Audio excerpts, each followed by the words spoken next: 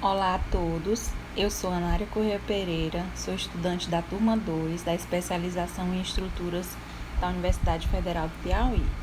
O trabalho que será apresentado é um projeto de trabalho de conclusão de curso que tem como título Efeito Arco em Alvenaria Estrutural. Esse trabalho foi desenvolvido por mim sob a orientação do professor Dr. Maurício Castelo Branco de Noronha Campos. A alvenaria estrutural é um dos sistemas construtivos mais antigos que existem, mas como o aço e o concreto ganharam espaço nas construções, possibilitando a execução de obras mais complexas, a alvenaria passou um período em segundo plano. Nos últimos anos, o interesse pela alvenaria estrutural teve um crescimento acelerado e ainda continua em ascensão, pois esse sistema proporciona vantagens em termos de economia e rapidez na sua execução. O processo construtivo da alvenaria estrutural acontece de forma racionalizada e é necessário que sejam realizadas pesquisas para auxiliar o desenvolvimento dos seus aspectos tecnológicos e estruturais. Nesse tipo de sistema estrutural, surgem algumas particularidades, como é o caso da interação entre a alvenaria estrutural e o concreto armado, onde a distribuição dos esforços nas paredes de alvenaria provoca um efeito de arco. E é nesse contexto que surge o questionamento da importância que a consideração do efeito arco tem dentro do sistema de alvenaria estrutural. Como objetivo geral, fazer uma revisão bibliográfica sobre o efeito arco e as suas influências no dimensionamento de estruturas em alvenaria. Objetivos específicos: mostrar como acontece a interação entre paredes de alvenaria e vigas de concreto armado, considerando a distribuição dos esforços verticais, comparar os resultados obtidos entre dois modelos, considerando e não considerando o efeito arco.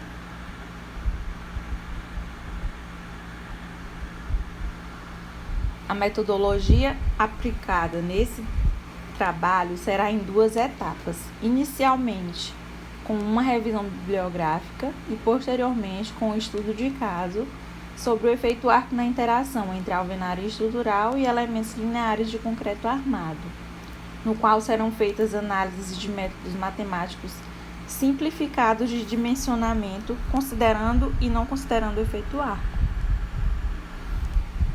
Dependendo do tipo de apoio, as cargas verticais possuem um caminhamento diferente. No apoio contínuo, as cargas verticais se distribuem de forma praticamente uniforme na base da parede. E no apoio discreto, as cargas tendem a caminhar para os apoios, porque são elementos mais rígidos, aumentando assim a concentração de tensão nessas regiões. O efeito arco, ele provoca alterações nas tensões na base da parede e nos esforços da viga de contato, e esses esforços devem ser levados em consideração para o dimensionamento. Por esse motivo, apoios discretos devem ser evitados, mas em alguns casos isso não é possível, principalmente se a estrutura necessitar de vãos livres no pavimento inferior. Na figura, a gente pode observar uma estrutura de pilotis que está recebendo os carregamentos vindo da parede de alvenaria. Nas paredes de alvenaria estrutural, a carga tende a se distribuir para os dois lados com uma angulação de 45 graus. Pode ser que haja variações por conta das irregularidades, tanto no grauteamento ou devido à distribuição desigual das cargas nas lajes. No sistema parede-viga, surgem tensões normais verticais de tração na interface parede-viga, e quando essas tensões alcançam o valor máximo que o material pode suportar, pode haver uma separação entre a parede e a viga. Essa separação acontece no meio do vão, onde as tensões normais verticais de tração são maiores. A perda de contato no meio do vão acentua ainda mais a transferência de carga para os apoios. E essa tensão de tração vertical se dá por razão da rigidez relativa entre a alvenaria e a estrutura de concreto. Na figura, nessa primeira figura aí, está mostrando o descolamento no meio do vão devido à perda de contato entre a parede e a viga, provocada pela diferença entre as rigidez dos materiais.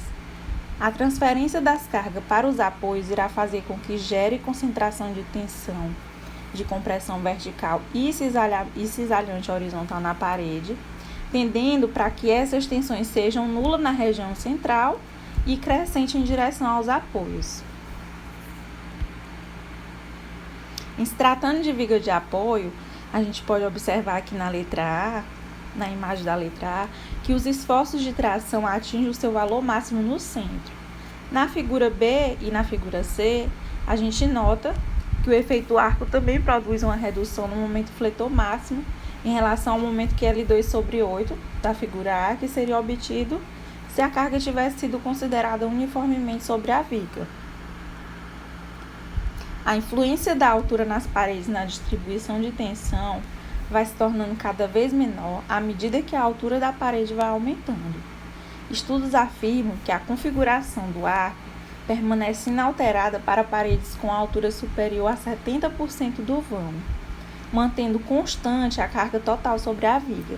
Nesses casos, o peso da porção de parede acima de 0,7 do vão seria considerado apenas como um acréscimo de carga.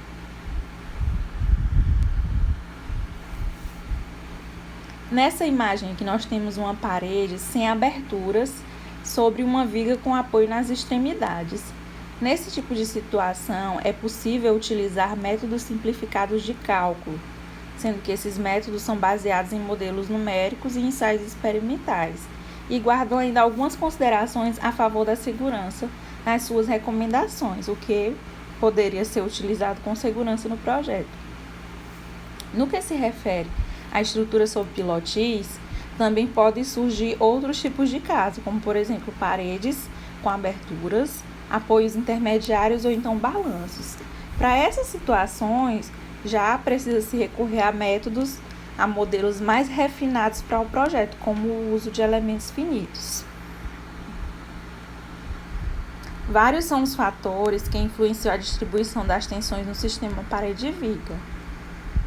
Além das cargas verticais, essas tensões podem ser influenciadas também por fatores como a inércia e o vão da viga, a altura da parede, a espessura da parede e a razão entre os módulos de elasticidade da viga e da parede. Esses fatores não são analisados de modo isolado, mas sim através do conceito de rigidez relativa, que relaciona as propriedades tanto da parede como da viga. De acordo com esse modelo dos métodos simplificados, quando o efeito arco ocorre, as tensões verticais e cisalhantes na base da parede assumem uma forma triangular.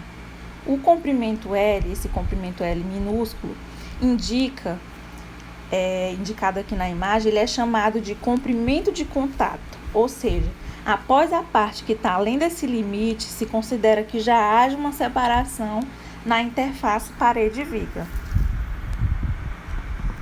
E a partir desse mesmo comprimento L, se calculam os esforços conforme os da fórmula da tabela. Nós temos o cálculo da tensão vertical máxima, cálculo do momento máximo e cálculo da tensão cisalhante máxima. Eu fiz aqui um cronograma para definir o roteiro de elaboração do TCC, trabalho de conclusão de curso, que será um artigo. E aqui ao final eu coloquei o termo de cessão de imagem assinado por mim e pelo meu orientador, professor Dr. Maurício Campos. Muito obrigada a todos e até a próxima.